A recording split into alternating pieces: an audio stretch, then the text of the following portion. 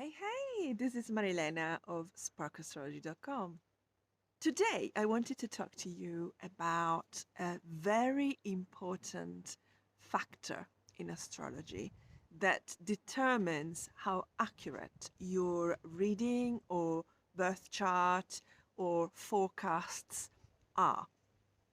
It all comes down to how accurate your birth time is. And we're talking about to the minute.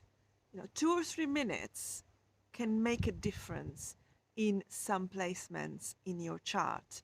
For example, your ascendant may change. Imagine if you go from imagine the difference between, for example, a Scorpio ascendant and a Sagittarius ascendant. Well, when you are close to the cusp of the sign, it's a 2 or 3 minutes difference or less sometimes. Obviously, depending on what house system you use, your second house, the finances, your relationships, your career, they can all be different in different signs, have different rulers. So a different planet becomes important. And whatever the planet does in terms of aspects, in terms of positions, and in terms of transits, for example, it changes everything. It changes how you manifest in the fields of finance, in the fields of relationships, in your career, everywhere.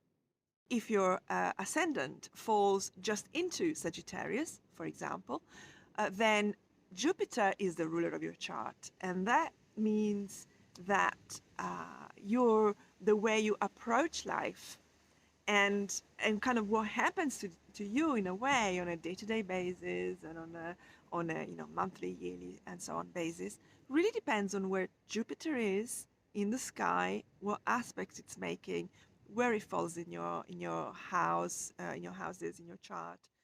If you are Scorpio ascendant, then Mars or Pluto, depending on what you believe, is your ruler or the ruler of your chart and the most important planet in your chart. Massive difference. Now, not only does the ascendant change or has the potential to change depending on your exact birth time to the minute, but also the moon can change. So the moon is the fastest object in your chart. It moves roughly 14 degrees every day within 24 hours. Now, if you were born on a day where the moon is in the middle of the sign, so, say it's in Leo and it's about 10 degrees of the sign, that's fine. Most likely the moon is in Leo. But there are moments in the day when the moon changes sign. It goes, say, from Leo to Virgo, for example. And again, this can happen within just a few minutes difference. So considering that the moon moves by 1 degree, roughly, not always the same, within 2 hours, you can imagine, that every minute counts, essentially, to establish exactly where your moon falls in your chart, which sign, and possibly also which house, because it could be, if it's a certain degree, it could be, say, in the 9th house. But a few minutes later, it will be in the 10th house. And that will have significant, completely different meaning. So if it's in the 9th house, the moon is all about higher learning, possibly religion, religiosity, possibly the law, marketing, traveling, of course. But if it's in the 10th house, then your sense of comfort comes more not from traveling or learning, which is what you would get from the 9th house, or philosophy and all of that, but it comes from work, from career, from achievements in this kind of sphere of your life. Again, massive difference, huge. And these are just some minor examples that I can give you, but obviously when you look at a person's chart, there's so much that you can tell about this person, or what's going to happen, or what's likely to happen, or what's happened in the past, by looking at the exact position of the moon or the ascendant. Now, the next fast-moving object in a chart is Mercury. Mercury changes sign, changes, so moves more than 1 degree per day. So again, it moves really, really fast. And often it may be that, if you were born at 10:59, Mercury will be at 29:58 of Aquarius. But if you were born like 5 minutes later, it's changed. It's gone into Pisces. Again, Mercury is the mind. Can you imagine the difference between Mercury in Aquarius, which is logical, detached, rational, a little bit fixed, so opinionated, one way to look at the world, and unchangeable in terms of opinions, not happy to accommodate others' views, versus a Mercury in Pisces, which is more creative, more interested in the elusive things in life, the sacred, like more into kind of like intuition rather than logic and rationality, feeling things rather than reason them out. So again, massive difference. And all it takes is literally just a few, it could be like a minute or 2 minutes difference. And the same applies to all the other planets, because you could be on the cusp, like Venus could be on the cusp between let's just say Aries and Taurus, and just a minute later it moves into the next sign. Big difference. Venus in Aries likes anything fast, shiny, exciting, possibly dangerous. Venus in Taurus likes tradition, reliability, comforts, luxuries in life. So huge difference, and this all dictated by the exact time of your birth. So I think you're now getting the idea of why, when you speak to an astrologer, you absolutely need to find out your exact birth time. How do you get the exact birth time? Now, contrary to what most of you will think, asking your mom or your dad is not the most accurate. Yes, of course they were there, and so they will remember, but it's all based on memory. And again, usually they'll say something like, "Oh, you were born between 2 and 3 p.m." That's an hour. That absolutely can be a different ascendant, a different moon, different Mercury, a different everything, depending on your particular chart. Although that's better than nothing, it's not perfect. What is perfect is if you can get hold of an official record. So by that we mean your birth certificate, unless the officer there wrote down the wrong time, which is possible. Obviously it is possible, but most likely than not, the birth time will be accurate. Another option is if your hospital, most hospitals, will write down the birth time. Again, that you could contact them, you could email them or message them, call the maternity ward, and ask for either for yourself or for your mother's birth on that particular, what time did your mother give birth in the hospital on that particular day, that particular year. They will be able to help you. It could be that your mother's maiden name, is recorded there rather than married name. If that's the case, it could be. So there could be this also to contend with. Sometimes you were given, when you were born, and this is lovely, you were given like a birth book, so a little baby book. So maybe, and there you will have things like your birth time, your weight, location, all of these things, which are really nice. So that's reliable, because it's usually written down very close to your birth. So it's less likely to be inaccurate, to be based on memory, and therefore, be inaccurate. What else can you do? Sometimes when you get baptized, for example, again, you get this kind of like they write down the birth time. So again, it's either official records. These are the most reliable things you can do. And I always ask my clients, where did you get this time from and how accurate is it? Because it is absolutely fundamental in astrology to have the most accurate birth time possible. But if you really cannot get hold of your accurate birth time, we can do a couple of things. Well, three things probably. One, we can do what is called a rectification, so astrological rectification. And this means that I will have to ask you a lot of questions. So I will have to ask you about really big life-changing events in your life. We'll have to write them down. We'll have to write down the month, the day. Obviously, if you have the time, great, but that's not always possible. But definitely the month, definitely the day if you can. And I need to know, and I need to get a description of how you felt, so how you experienced that event, not just what happened, but how you experienced it, because this tells me which planet was at play when this happened.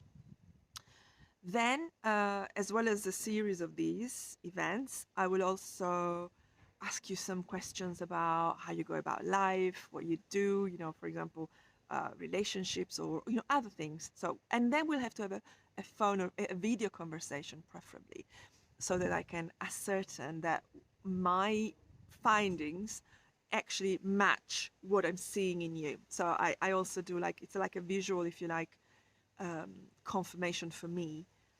After all of this, and it does take some investigation on my part, then I will be able to tell you what I think your ascendant is, and possibly to the exact degree, depending on how accurate your life events are that you tell me. So this is rectification, astrological rectification. It is based on my interpretation and my assessment of you and the story that you've told me about yourself. This means that if you ask a different astrologer, maybe an astrologer, for example, in India, they use completely different way of doing rectification, which I'm not going into the detail of that because it's not something I do or offer. And also, I'm a bit skeptical about that. But then, of course, I'm a Western astrologer, so it would be like that for me. So there are various techniques that astrologers use to establish a time of birth. And not all astrologers will use the same techniques. This is what I'm saying. There are also some other options for establishing your birth time. But I've got a very, I'm quite, there's a high degree of confidence when we look at life events and experience in my ability to find your birth time, your ascendant. Now, if we don't want to do that, there are other things we can do. For example, if you have a question, and a specific question, instead of looking at your chart and any transits or progressions or other forecasting techniques, we can simply do what we call a horary. So we ask the question as if you were, going for tarot cards. The only difference being that this is based on astrology and astrology transits and all of the substance and confidence that astrology gives you compared to other modalities. It's up to you, how you feel about this, but obviously as an astrologer, I feel that astrology is much more reliable. It's better in giving timings as well. It's a timing technique or approach, which you don't necessarily get with other modalities, not quite the same way. So the horary will give you a straightforward answer to a very specific question. So it's not looking in general what's coming up for you. It's trying to get to the bottom of a particular situation, circumstance, an outcome that you desire.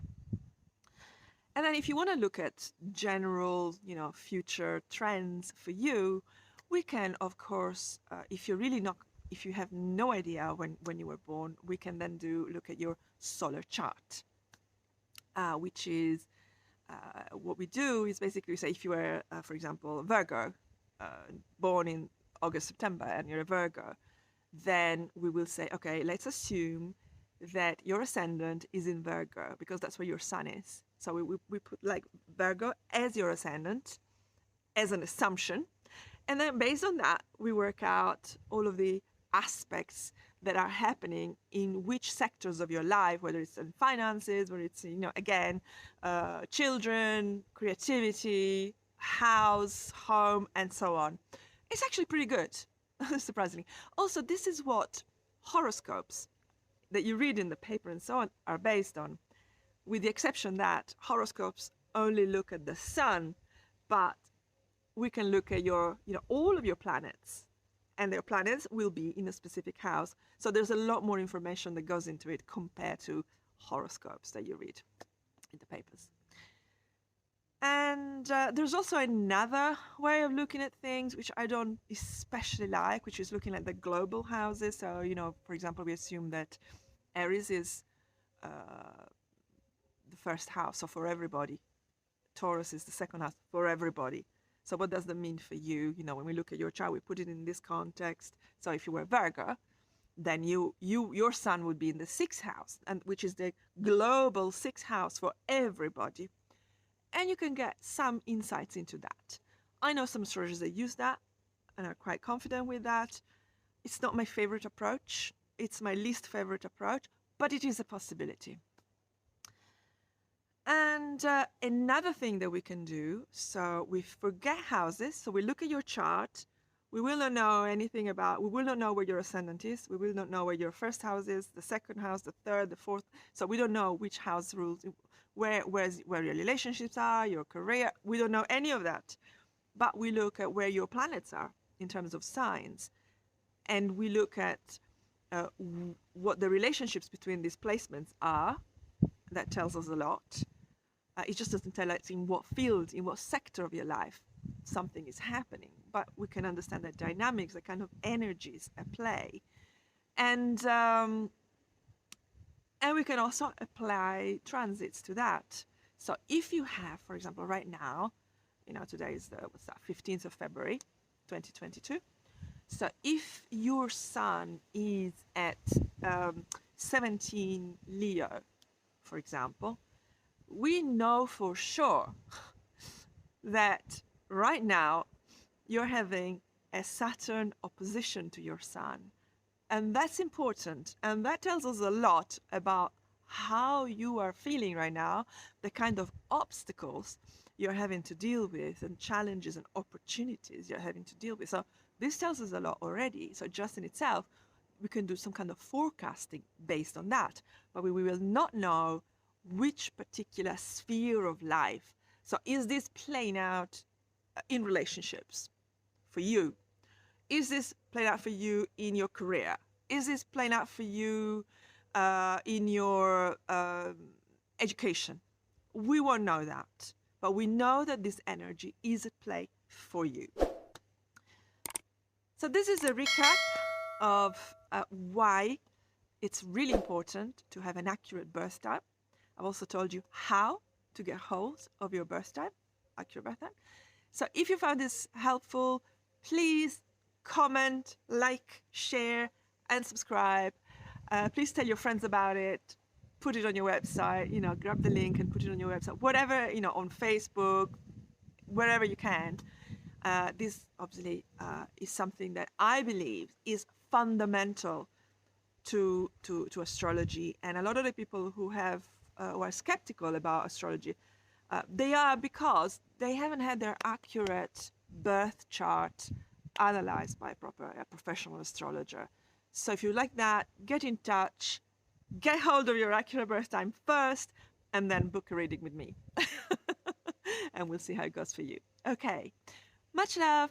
Thank you very much for watching, and hope to see you soon. Bye.